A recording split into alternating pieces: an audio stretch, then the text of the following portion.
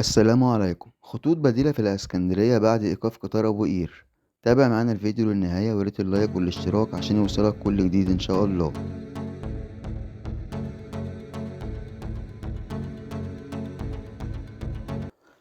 بعد قرار هيئة السكة الحديد إيقاف قطار محطة مصر أبو قير للبدء في تنفيذ مشروع مترو الإسكندرية، أعلنت الهيئة العامة لنقل الركاب في محافظة الإسكندرية عن خطوط جديدة بديلة لقطار أبو قير. وجاءت خطة الهيئة العامة لنقل الركاب في الإسكندرية بزيادة عدد الأتوبيسات من محطة مصر وصولا إلى أبو قير، حيث تسلك الأتوبيسات طريقين. الطريق الأول طريق الكورنيش، والطريق التاني طريق الحرية أبو قير، إضافة إلى خطوط جديدة من بينها خط محطة مصر أبو قير وخط سيدي جابر أبو قير، في محاولة تعويض إيقاف قطار أبو قير والتأثير على أهالي المحافظة لحين تشغيل مترو الإسكندرية.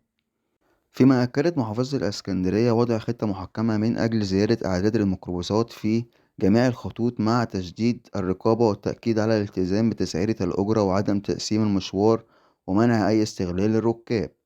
وزي ما قلت لحضراتكم في فيديو سابق إن قطار أبو قير هيقف على 3 مراحل. المرحلة الأولى من محطة سيدي جابر حتى محطة مصر بداية من 5/1/2024، والمرحلة التانية إيقاف تشغيل قطار أبو قير من أبو قير حتى المنتزه بداية من 1/2/2024، والمرحلة التالتة إيقاف تشغيل قطار أبو قير من سيدي جابر حتى المنتزه بداية من 1/3/2024.